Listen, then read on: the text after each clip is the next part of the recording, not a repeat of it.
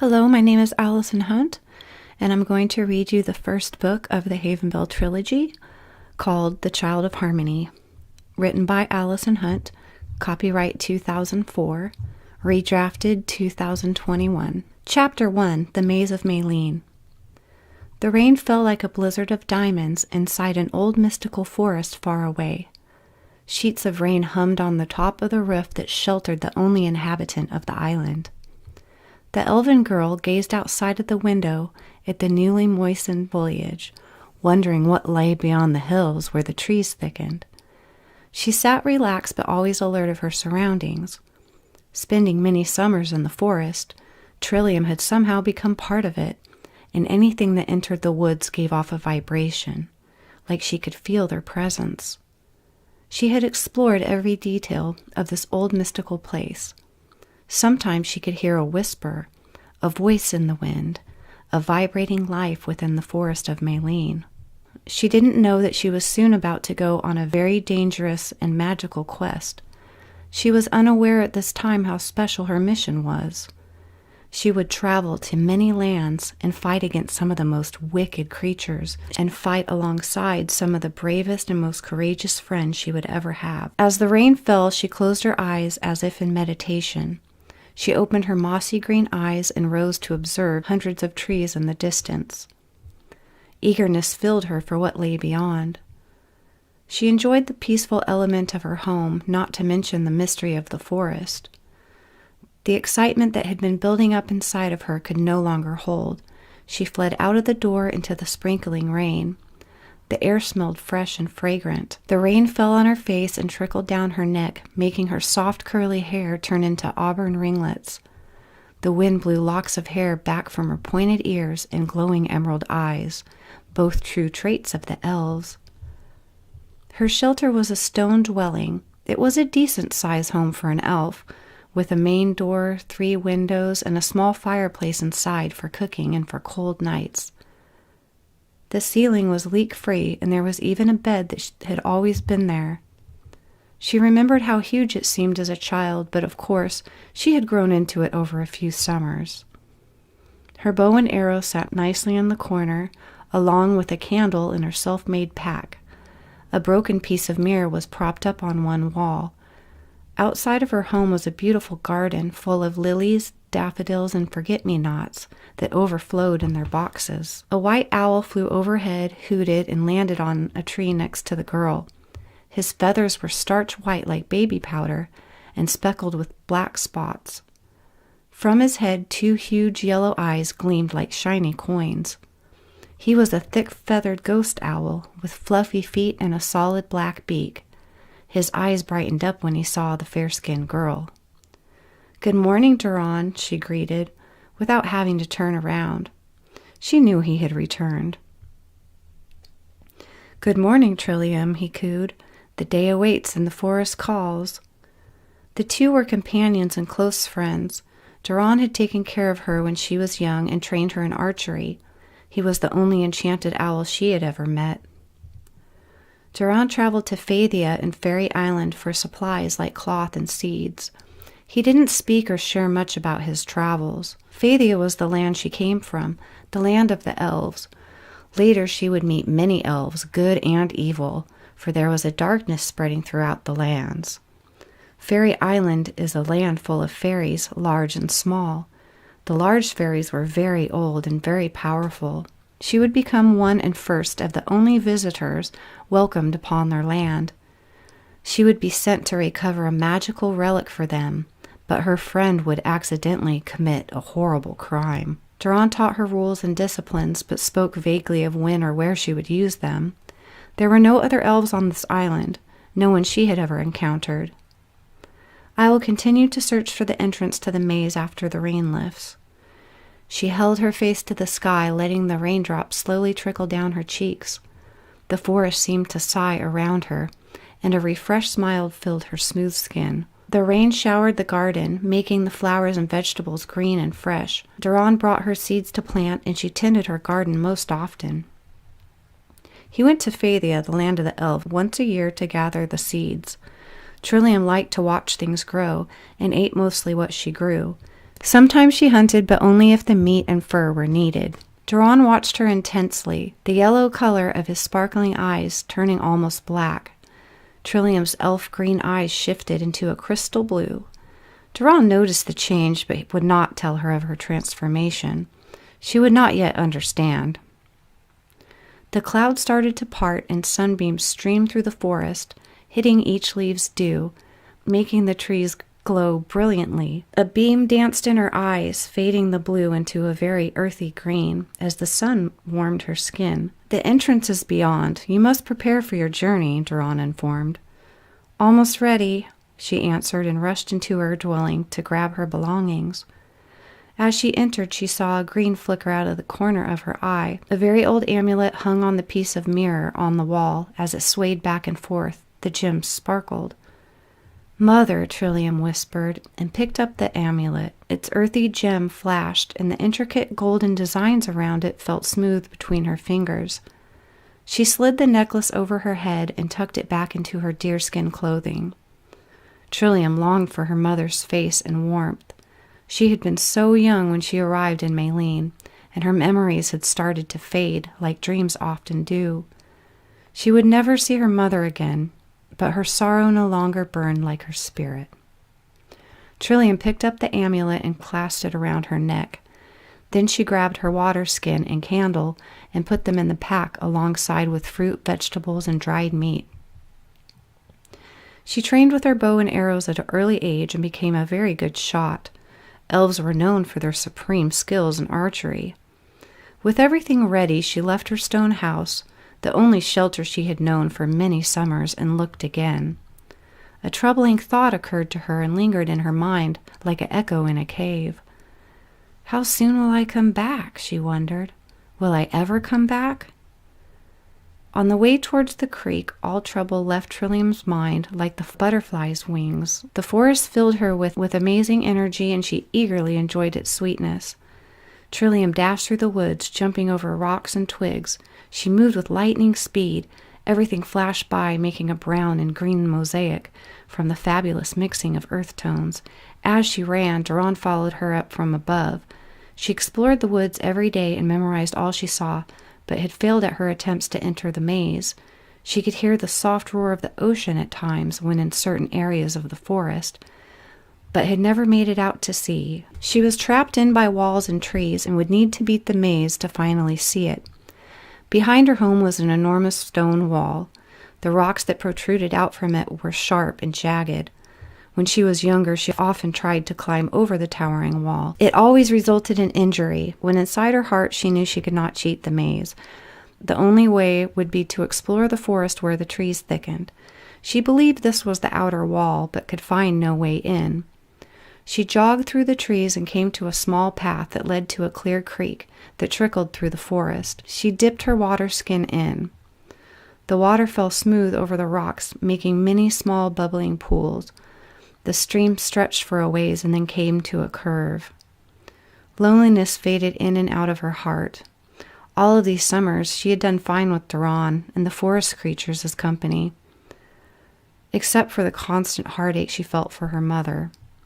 The older she got, the more she wanted to get out of Mayleen and meet other elves and life forms. Trillium had once asked Duran to take her away to Phaethia, even though she knew he could not, and that her future was this maze. Lately her dreams were flooded with images of unknown others, and elves as well. One in particular stood out from the rest, a handsome man with greenish gold eyes, yellow hair, and 2 large white wings that grew from his back. It was him she now saw. As she gazed into the water, Duran watched closely, wondering what she was thinking. The greenish gold eyes disappeared, snapping Trillium back to reality. The water skin filled and was stored back into the pack. Trillium looked up at the branch that Duran was perched on and gave a head nod to continue her quest. By the time they reached the outer maze, it was nearing noon. The sun was bright and warm on the forest canopy. The floor of the forest was shaded and cool. The leaves lit up with the sun shining through them. Glints of sun hit Trillium's face as she walked. Trees began to get closer together. She had found the outside of the maze. Thorn bushes climbed up the base of the giant trees, making it very painful to slip between them. Duran landed on Trillium's shoulder and rubbed his soft white head against her neck. This was his way of showing affection, Trillium said. There are no shortcuts, no way to cheat it. The purer your heart, the clearer the way. There will be danger. Who knows what lives in this maze? If you are true, you'll find the way, he coached. There's just one small problem. I haven't found the entrance yet, Trillium said, a little disappointed. Duran's eyes began to shift and stare wildly. The black in the center dilated until almost no gold was visible. You will, Trillium, you will, he cooed, and flew off into the sky. Trillium stared at him until he was no longer in view. Calling for him would do no good. He often left without any explanation, and right now he was not her main concern. A loud cracking sound shot through the forest as Trillium fell from a tree. The branch scraped her leg on the way down and spilled her hard into the dirt. The sharp branch had poked her calf, sending pain up her leg. She had been trying to find the way in by observing every bush and tree. The trees grew tightly intertwined, making the wall of the outer maze. She fell trying to sneak a peek at the inside and had earned herself a nice bloody scrape. No shortcuts, Duran had said, she reminded herself. Despite the throbbing in her leg, Trillium continued to observe the trees. After a while, with no luck and an empty stomach, it was time to rest. There was a tall tree with soft grass underneath that looked peaceful and inviting. She took out some fruit and vegetables for lunch, freshly picked from her own garden the day before. Filled up and once again hopeful, Trillium sprang up ready to find the way in. No trouble ever stayed in her mind or mood for too long. The throb in her leg persisted, but she successfully tucked this into the corner of her mind and moved on. Moving quickly, she scanned carefully for a tunnel or door. In the distance, she could see a patch of blue flowers she had never seen before in Mayleen. Trillium moved towards them and saw a circle of 8 dying oak trees.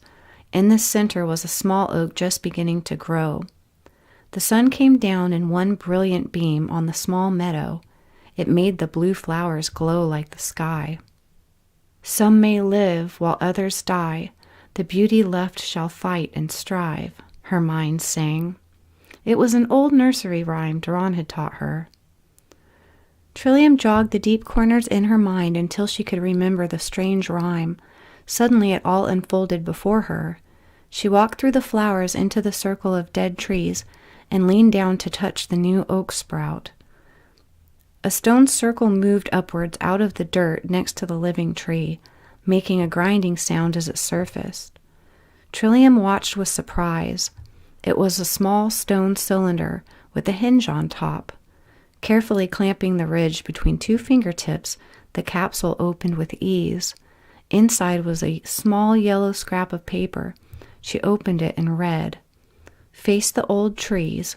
Between the center 2 is the maze of Mayleen." A burning sensation began on her chest, and she grabbed for the chain around her neck. It's glowing. Never has it done that before. Trillium stared at it in awe. It shimmered an emerald green and sent off powerful waves of warmth. This must be the way, she confirmed. The amulet dimmed. Trillium put the small paper back into the stone cylinder's opening. After clicking the lid, it rotated back into the ground with a high-pitched scraping sound that made Trillium cringe. The answer was staring me in the face all this time, but the flowers were not here before, she wondered. The matter was quickly thrown out of her mind by the gratefulness of finding the entrance. Although things disturbed her, Duran had taught her not to focus energy on the negative or dwell on uncertainties. She looked straight ahead and her amulet lit up once again. She walked through the old oaks and touched the wall behind it. The large stone wall behind the trees began to roll slowly to the right. Twigs, branches, and ivy snapped as the stone wheels turned slowly, breaking free of many summers' worth of overgrowth. Trillium walked through the entrance and into the maze. She looked into the maze's interior and grinned at the sight of unknown territory and adventure. Then she noticed something that made her heart stop. All of the sounds in the forest had completely vanished. not a bird or crack or tap of any animal. This made her uneasy, scared, and worst of all, the sun was starting to go down. It had seemed like just a half an hour had gone by, but Trillium realized it had been half of the day. To her left was a long stretch of path. She could clearly see the wall that was at its end. Dead end. That only leaves one direction, she decided. Trillium traveled right where the path began to curve, moving fast considering her wounded leg. She had to use the last of the sunlight before it turned dark. The nights were still very cold and pitch black. The forest seemed pleasantly sweet. The vegetables grew lush and many unusual flowers grew in thick clusters. The air began to chill a little and a small spring breeze blew about. Trillium began to jog around the turn. It was wide and very long. It soon became tiring, but she pressed on. The sky was getting darker by the second, and just as she believed the curve would never end, she came out into a small clearing. Trillium turned around and faced 3 openings, the one she came from, and 2 leading 2 different directions. On the right was a circular clearing. She walked around the circle, finding nothing but grass. It was completely dark now, and she sat and rested on the soft earth. Trillium reached for her pack and retrieved a small white candle. Setting the candle down in front of her, she began to chant. "Candle, candle, show for me what ith my way I'd like to see. Out of Mayleen to the wondrous sea, help me find my destiny." The flame lit itself in a bright flash. She then began to aid her wounded leg. Her mind swirled and thoughts raced about the 2 entrances. She decided waiting until daylight would be smarter than going in the dark. She sprawled on the ground, stretched out her body, and fell asleep the minute she laid her head down. Dreams began to flood her mind. She saw nothing but could hear a faint voice, a soft voice, and her mother's words. The fuzzy veil of black lifted to reveal her mother's face. It was crystal clear, unlike her fading memories. Smooth skin, earthy eyes, and narrow-pointed ears like her own. Her features were small and delicate. Her light brown hair bounced on her shoulders. Her mother was inside the woods in Fathia. She rubbed her stomach where her baby was growing. Jason knew it was a girl. She knew it right away. Underneath a nearby tree, a group of white flowers grew close to the trunk. They were the most common wildflower in the forest of Fathia. "I shall name you Trillium," her voice sang softly, "because it is made of the earth, water, fire, and wind. With these elements as one, a more beautiful life is born." Her mother's eyes looked like a forest that seemed to take you into its branches and entwine you into its ivy and moss. Her mother's hand was in a fist. She opened it to reveal a green stone. "This will help you," she whispered so silently that Trillium thought she could hear bells ringing. She awoke slowly. She could hear Durand calling her name. She blinked at the sunlight until her eyes could focus on the owl. "You did very well. I knew you could get in," he chirped. "Durand, I had this dream." She stopped abruptly and saw something on the ground next to her. It was the green stone. "Durand, it passed through my dream. It passed through.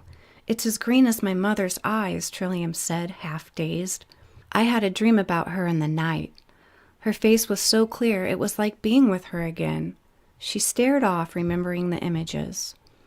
"I have a feeling the stone has something to do with this maze, but I can't figure it out."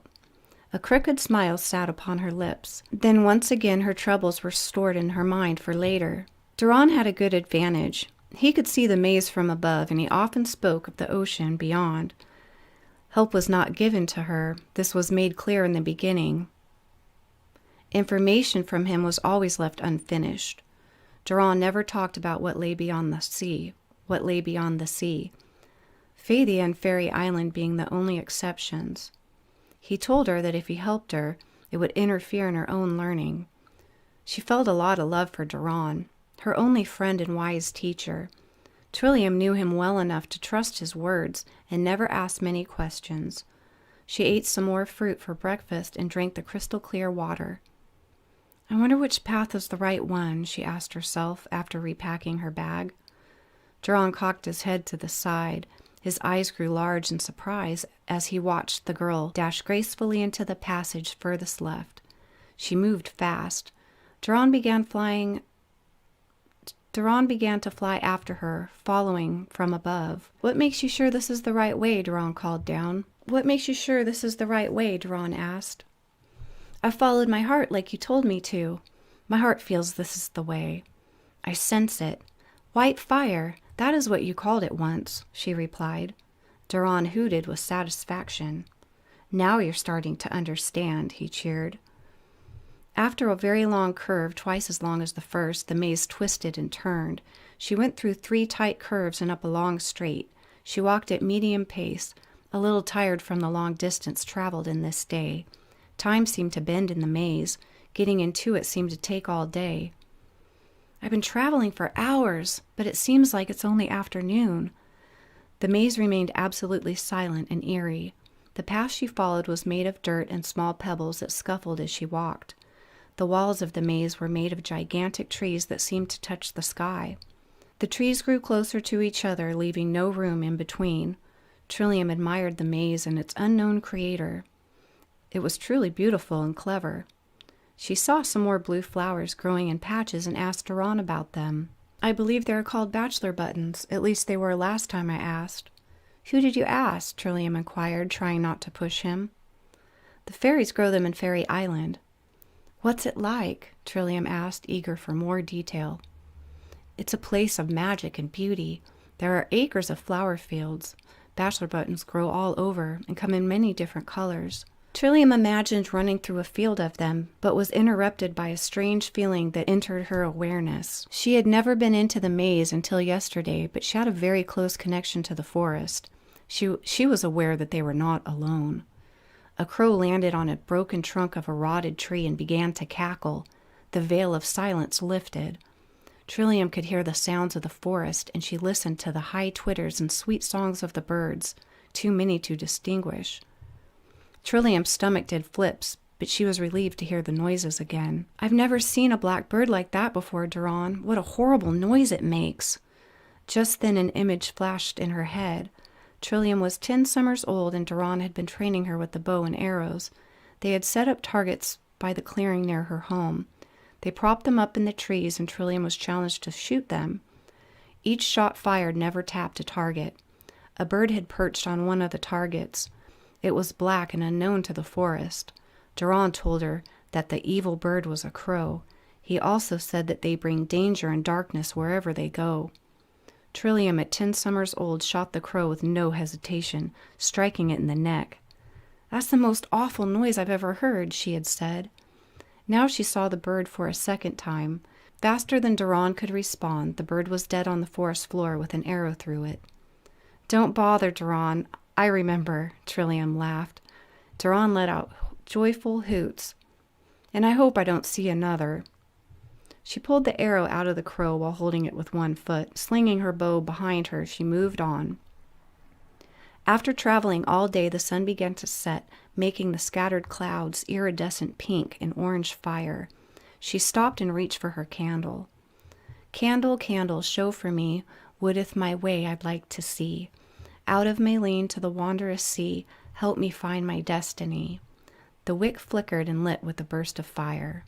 She insisted to press on. She unrolled some deerskin to drape herself in, and immediately the layers warmed her up. The forest made her uneasy at night, and she couldn't see much except for the path. The shadows that fell made the ground come alive. The grass swayed, and the wind that blew through the trees made its thunderous roar. The end of the trail curved right and split into 2 different directions. One path stayed straight, the other went left. Trillium began to wonder how long the maze must have taken to build. She took the path in front of her that led into a sharp turn. She followed the maze's twists and curves until late into the night. After some time, Trillium came upon a giant tree that grew in the middle of the stone walls. It towered high above her, its arms reaching like tentacles. As she held the candle up to it, shadows danced on the wall of the maze.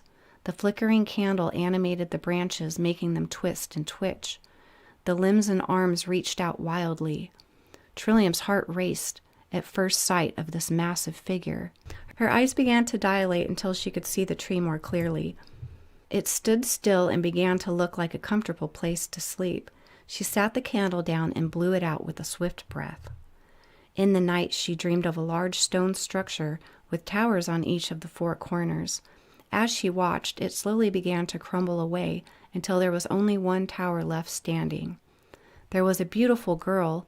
She was not an elf, and she had small round ears and big brown eyes. A long piece of material full of design and color hung loose to her feet.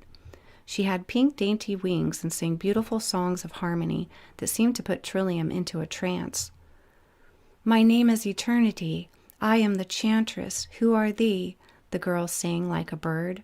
Music and rhyme had not been heard by Trillium since before she left Phaedia. It was somehow soothing to hear somebody singing again. She could faintly remember the gatherings of the elves where people danced and played music together. The sun illuminated around the winged girl. Her brown hair hung long down her back. Before Trillium could answer, she began to wake up with the sun shining in her face. She put her hand over her eyes to block the sun. "Duran?" she asked the fuzzy white ball that looked down at her from a tree.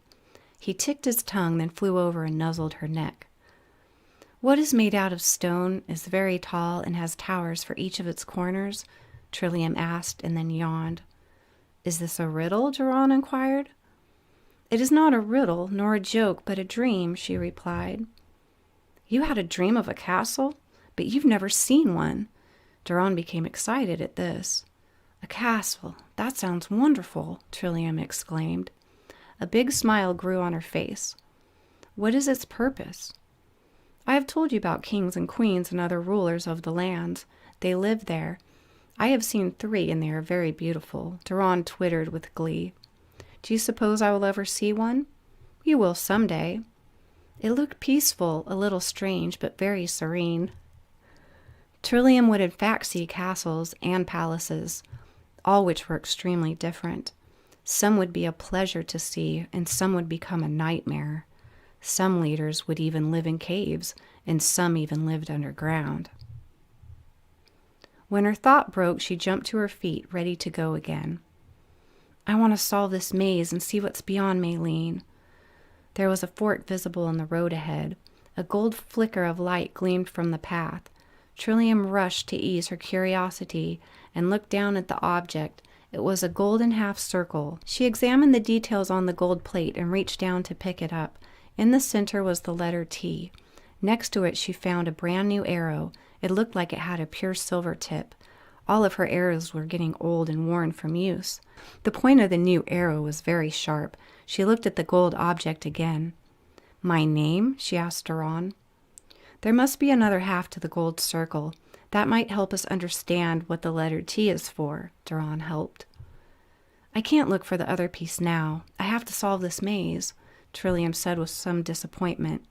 Duran wished her well on her search and then left again. Trillium felt love for him but was troubled by her mission. Duran held her with high expectations. She was tired of not knowing whom she was and where she was going. She longed for someone to communicate with and tell her more about the other islands outside of Mayleen. Duran had helped a little, but would never tell her all of the truth. Where she stood in the fork, she could see a path going up, one to the side and one to the south. Trillium decided to go south. The smooth stone walls began to get colder and jagged. Up ahead, she could see a big tree towering over the stone walls. She kept traveling until she was underneath it. She was worn and dehydrated, but the water can only held a sip. She tried to jog the best she could around the curve and down the long straight. Halfway through it, she slowed again, weakness possessing her body. At the end of the straightway, the path took a small left turn. Trillium cleared the turn and rubbed her eyes in disbelief. A little energy was restored, and she ran to what she saw. Her face was pale, and her lips were an unhealthy shade of gray. She looked at the round object protruding from the ground. It was a well. She could hear and smell the water flowing. Instantly, she turned the crank on the side and lowered the bucket.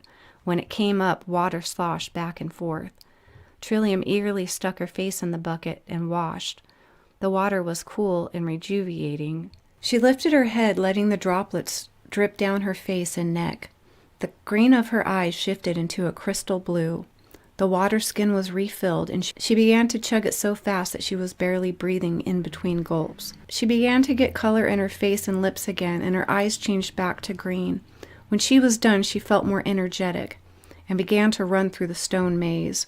There was another left turn and another straightway. When she reached the end where the path curved right, she could see the tip of the giant tree again. Trillium began to feel unsure about where she was traveling and pulled the amulet out for help, but it remained cold and dark. She followed a path as it curved. There was another left turn and a long curve, the longest one so far. After hours of walking, Trillium came out of the enormous bend. The forest began to take the place of the stone walls until the walls of the maze were trees once again. The sun began to disappear. There were holes worn in her boots. She sank to the ground. Finally, she found a clearing full of grass and flowers. The fragrance was sweet and delightful. Trillium took 4 big drinks from her water skin and sprawled on the ground. Sleep came easily to her tired muscles, feet, and bones. A hot and deadly fire swept through the forest, leaving a path of destruction and death. It was not Mayleen from what Trillium saw. The temperature burned and the smoke was suffocating. Horrible screams arose on a hot wind. There were figures running away from the fire. There were other elves who had long ears just like hers. Confusion ran wild. Trillium saw a man caught in the fire. He was screaming for help. She kept running with them, scared for her life. Then she noticed somebody was pulling her along. Her feet felt shorter. She looked up and saw her mother's face full of terror. Trillium realized she was just a little girl and her mother was pulling her away from the danger. The smoke was thick and burned her eyes. "The wizards have come! The wizards have come! Fathia's burning! Run! Run! Run!" a voice shouted. Trillium's mother glanced over her shoulder at the elves trapped in the inferno. Tears rolled down her face. She could hear the screams. Terror filled her mother's face as they continued to flee. Trillium opened her eyes and saw the sun lighting up the leaves in the forest canopy. Beads of sweat rolled down her face. There was so much she wanted to ask Duran, and with a quick leap she was on her feet again. Her mouth was dry, and she craved a cold drink of water. Trillium was about to leave when she spotted a round stone like the other she had found. She picked up the stone. The red and orange color swirled inside, reminding Trillium of fire, she whispered. There was a new path in front of her. The awareness she had of the forest was dim. She tried the white fire, as Duran would say, but she felt neither one was the way out. Her special senses numbed. She tried to explore the new path. Memories flooded her head as she walked. The dream of her mother replayed itself over and over again in her mind. "Caw, caw!" a bird called down from above. It instantly dove for her head. She ducked, but not fast enough, and the bird took a sharp peck out of her scalp.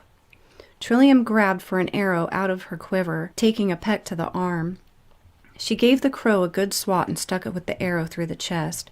It let out a wretched squawk that made Trillium flinch. Her hand rose to her head to examine the wound. It wasn't very deep, but when she lifted her hand, she was not surprised to see blood. In the trees, 5 more birds waited. Their eyes were bright yellow and seemed to turn in their sockets. Their ebony feathers were shiny and reflective, each crow with a set of dangerous claws. Trillium's stomach began turning from their dark presence. It was not often that she felt something capable of evil. As she raised her bow and arrow, all 5 birds flew at her. Trillium snapped the bow accidentally, misfiring into the hard soil. She screamed at the birds that pecked their stinging beaks into her flesh.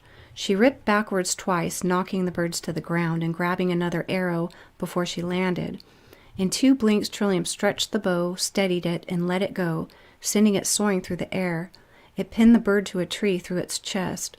The awful cries grew worse, almost deafening. The sharp pain of the beaks attacking her body continued. A crow dug its beak into her ankle. Trillium swiftly kicked the bird and crushed its head beneath her boot. There was 3 left now. Trillium reached for a jagged rock and smashed one with it. When it fell, she pitched the rock at it.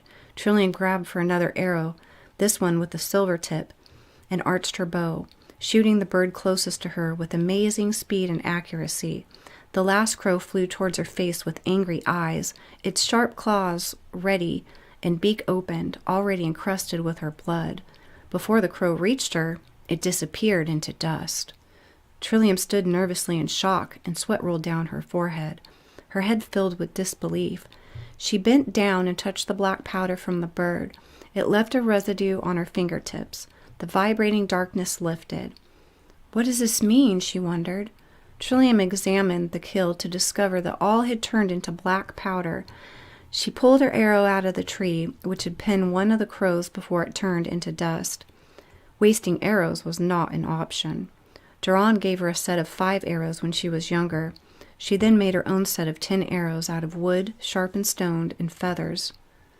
What kind of bird turns into dust? Trillium asked herself. Duran's voice filled her mind. Crows bring ruin and pain. It is best not to let them see you at all, for they see for evil. Duran had warned 10 summers ago. What if the wizards in my dreams are connected to the crows? It could be the only answer. They could have been a spell. Why didn't they turn into dust when I killed the first 3? The answer lay in front of her. She knelt down to pick it up. It was the silver arrow, the one she shot when they turned into dust. Trillium took her water skin and cleaned her wounds. The crows left marks all over her. The horrible dream about the fire replayed its graphic images in her mind. She saw her mother's terrified face and heard the screams of the elves. Trillium sank to the ground with her face in her hands and began to cry. A realization hit her like a wave and crashed upon her, causing her to pause in mid-sob. If they sent the birds to find me, that means the wizards have seen me. They found my mother, and now they are looking for me. Her head started to swim, looking for a way out of the mystery. Pieces of the puzzle started to form a rather frightening picture. She packed up and started to run. Safety was her only concern. Her mind began racing as fast as her feet. She looked at the new path in front of her. Thick gray clouds formed in the sky, hiding the sun and the heat. The wind began to blow a brisk spring gust through the trees, making them howl. Trillium, unprotected from the wind, was blasted on her face. With one arm over her eyes, she pressed on. "The giant tree!" she exclaimed. Shelter was in sight. She began to run faster, flinging the fresh mud up from the trail. The path curved a little to the right. The walls blocked the wind, but the rain continued to pour down. Running at full speed, she came around a large right turn. She came out at the familiar fork in the trail, where she found the gold half circle. There was a sharp right turn that led to the giant fir tree. Underneath the tree was dry and comfortable. She sat and rested. There was a puddle that formed in the path from the rain. She leaned down to look at her reflection. There was a couple of painful wounds on her face from the crow attack. The eyes that looked back at her were not her own. "Blue," Trillium protested. "My eyes are green, not blue." Trillium stared, trying to get used to the change. Must be the light. She finally gave in and let the subject rest. The maze was one big loop from what Trillium just went through. Odd things had been happening lately. First the dreams, then the crows, and now the eyes that seemed to change in color. "There's nothing I want more than to see the ocean. Now I don't know if I'll ever get out of here, unless I missed a path somewhere." She got up and ran in the rain, going back the opposite way she came. Halfway through, the rain died down and finally stopped along with the wind. The dark clouds were parting, letting the sunlight through. When she came out of the curves, the path split. She remembered that the path to the left was where the path narrowed, and she had to walk sideways through it. The path to the right was the one she missed the first time. This brightened her up. "Maybe I'll find the way out after all," she said, full of hope. There was another puddle in the path. She leaned down to see her eyes again. "Green," she said. "Just as I thought." This problem didn't leave her head like the others. It stayed on her shoulders, waiting for an explanation that never came. Although she brushed it off at first and tried her best again, she knew that they had been blue. The stone walls went away and she was back inside the trees. It was nearing evening, and in another hour the sun would be setting. Trillium continued to follow the straight, now at a slower pace. Hunger began to nag at her, and her stomach growled. She was weak and tired. It had been yesterday when she finished the last of her vegetables. It was time to hunt or time to starve. Her weakness was growing. She gathered a pile of pine cones and began to make a trail with them. To the right of the trail, the trees became separated enough for her to venture inside. The branches snagged and snapped as she shimmied through. A clearing stood before her. She hid herself behind a tree and sat with bow and arrow ready. It wasn't long before she shot the rabbit and wrapped it in cloth for later. She followed the pine cone trail back to the maze and began following the path for a while. There was something shiny in the path ahead. The sun reflected off of the object, sending sparks of light shooting out in all directions. Trillium's mouth dropped open in bewilderment. She floated over to it and picked it up. It was the same size as the red and green stones, but it was crystal clear. The sun was setting behind the trees, and the clouds were pink and bright orange. She began to move faster. The hall in front of her was deceiving, and darkness fell fast. The candle lit after she sang the chant. There was a small split in the path ahead. She turned left and found a dead end. Trillium looked at the circular clearing and started to gather wood and breathe. She cooked the rabbit and ate it greedily, feeling more satisfied than ever. There was a low roaring sound, melodic and soothing. Her wounds began to heal, and the food gave her energy. She picked up the candle and explored the other path. As she walked, the sound became louder and more intoxicating. At the end, there was a stone wall on one side. She held up the candle. It illuminated a tall, round object. Trillium came closer. She discovered a large stone circle on the wall. 4 stone hands reached out of it, waiting to clutch something. The stones could fit here, she figured, and began to set them in the hands, but the hands remained still. One hand remained empty. She would wait until morning to figure it out. Trillium returned to the clearing and fell into a deep sleep. At first she saw a blurry shape, then her eyes began to focus. Her mother stood before her. This one is cold. This one is hot. This one is bold. This one is not, she spoke softly. Suddenly her eyes opened to see the sky, the forest, and the maze. She saw another stone next to her. It was a brilliant blue. She gathered her belongings and headed for the stone wheel. She put the stones in order: green, red, clear, blue. Nothing happened. The wheel held the stones, but only in the right order. The wheel seemed to stare at her, taunting her next decision. Trillium picked up the stones and tried again. Her mother's words repeated themselves in her head. The blue stone glittered, and inside waves crashed upon one another. "Water," she whispered, and placed the stone on the ground. "This one is cold." She then eyed the red and orange stone. "Fire." She set it next to the water stone. "This one is hot." She looked at the green stone. She could see trees and the color of her mother's eyes. "Earth," she mumbled. "This one is bold." She held the clear stone up to the sun, letting the light pass through. "Air," she said, contented. "This one is not." She examined and arranged them on the wheel. They fit neatly inside of the hands. A loud sound began as the hands closed around them. There was a louder grinding as the wheel began to turn. The stone door slowly opened. Trillium could smell a new scent of salt and decay. When the door fully opened, she took a peek outside. Beyond was a large body of water. The tranquil roaring she heard in the maze magnified. The waves crashed upon the mass of rocks. The ocean was huge. She could see nothing but water clear to the horizon. "I made it out to sea," she celebrated, and joy filled her heart. Trillium was deeply taken by the ocean's massive beauty. Cheerful and relieved, Trillium went through the open door and onto a small sandy path. She stood staring, her eyes latched on the waves. The path began to curve back and forth and came to a circle. In the circle was a plate inside the ground, identical to the one she found before she got into the maze. There was a handle on the top. Lifting the stone cylinder from the ground and taking off the lid, she exposed a hole. Inside were 2 large silver coins, 3 brand new arrows, and a bottle of pink liquid. Trillium grabbed the bottle. She was amazed at the color inside. The sun lit up the flaming pink liquid. The label on the bottle read medicine. There was also an old scroll. She unraveled it and read the message. "Gifts from a stranger. The dark wizards have stolen the shell of hope from Fairy Island. It is lost somewhere in the ocean. If it is not found, the fire will destroy us all."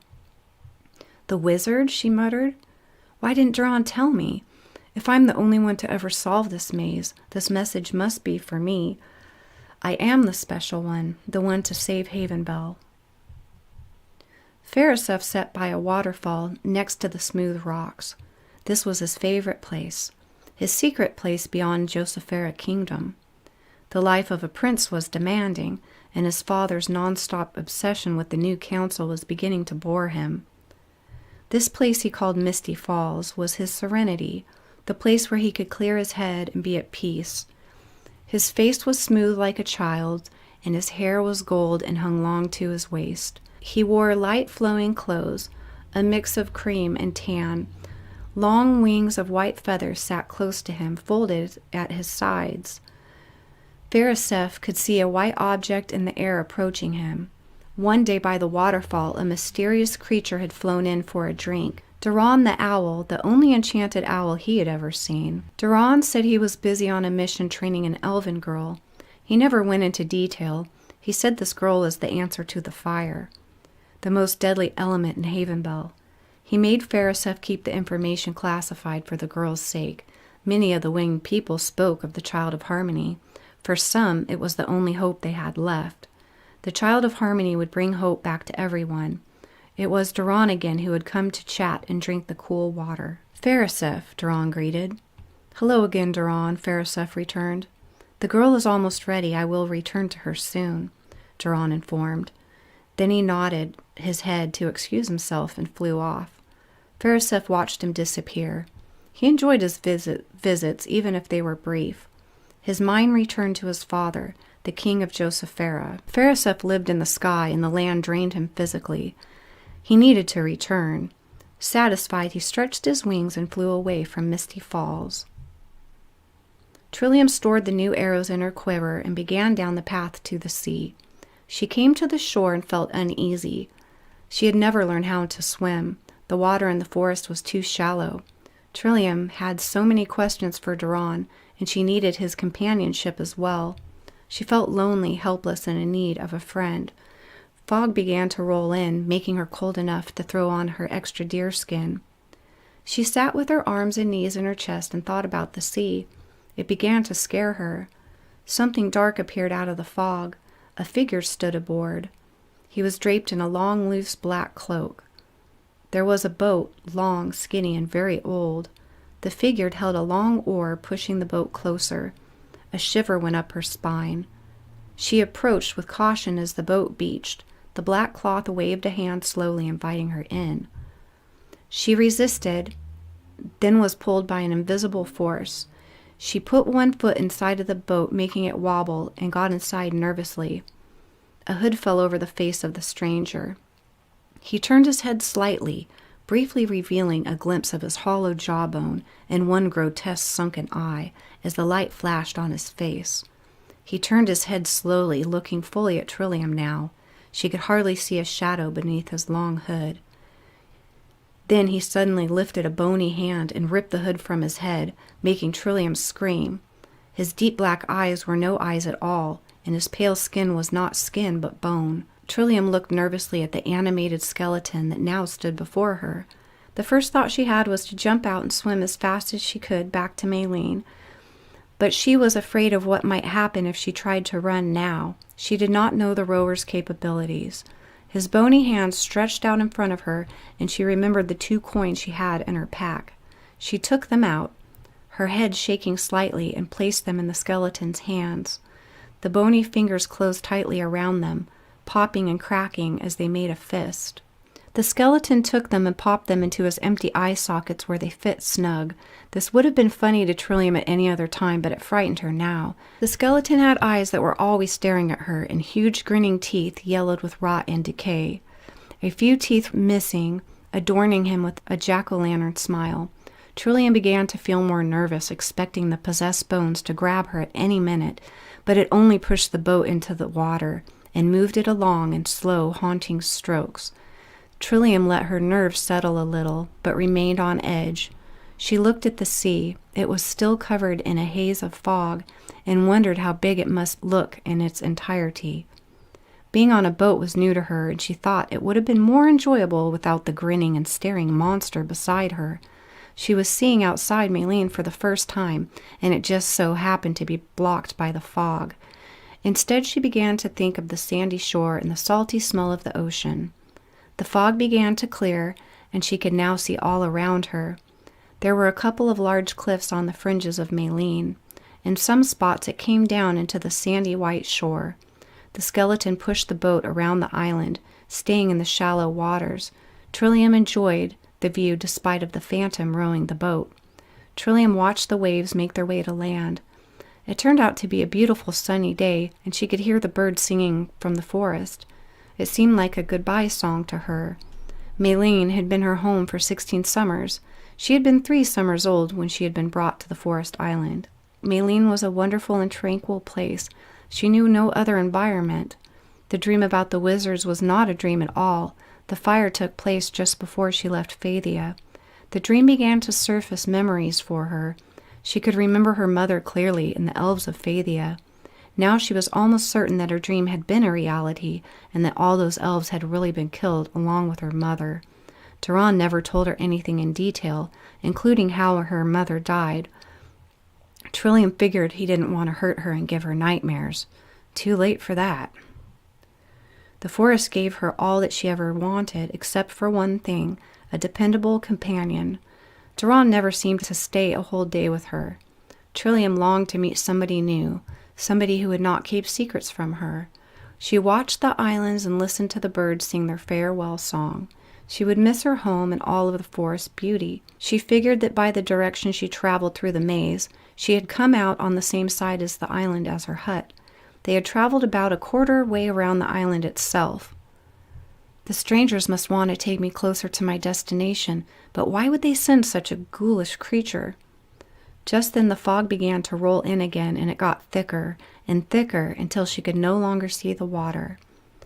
Trillium began to think about her mother, and a warm feeling started in her stomach, and her mother's face filled her mind. Trillium lowered her head hopelessly into her hands and stayed that way for some time. When she raised her head again, she was completely surrounded by fog. She stood up quickly, wanting to make sure that the bones were still steering the boat. She could not see an inch in front of her. There was nothing but the white fog surrounding her. She thought the boatman had vanished altogether until she came within a foot from him. The black cloth appeared, but his head mixed with the fog. The coin seemed to float in mid-air. Startled, she jumped back, making the long, skinny boat rock wildly. "You scared me," she shouted at the figure. There was no reaction. "You can't hear me, can you?" "You can't hear me, can you?" she asked. No reply. "What a great companion you are." She began to chuckle and laugh until she was outright fighting for breath. The boatman turned his head and stared at her. Trillium continued to laugh at him. His bony fingers made their way to her shoulder without her being aware. She jumped when she felt him touch her. The bones dug into her shoulder on pressure points that made her helpless. She curled up, sank to the floor, and whimpered from the pain. The piece of long cloth blew from the bone figure, exposing a bare ankle. Trillium looked at the narrow leg bone and gave it a good hard kick. The figure toppled, but the bone did not break, she had expected. It stood up again and came right for her neck this time, digging with both fleshless hands. Trillium tried to pull his fingers free with her own hands, but the creature was stronger than its frail image let on. She began to feel dizzy and could hardly breathe. With her windpipe closed off, she was only able to breathe small gasps at a time. She found the long oar on the floorboard and began to move it with her foot, trying to scoot it closer to her with the tip of her toe. She kicked him full force in the pelvis, jolting him up and forcing his hands free. She grabbed the oar and whacked the figure as hard as she could and made contact with his skull. The head flew completely off, making a swoosh sound as it hit the water, the coins popping out. She stood relieved. The boatman attacked, throwing all of its weight that was possible at her to knock her off the boat. Trillium grabbed his collarbone. She lost her balance. They toppled off together and splashed into the mysterious sea below.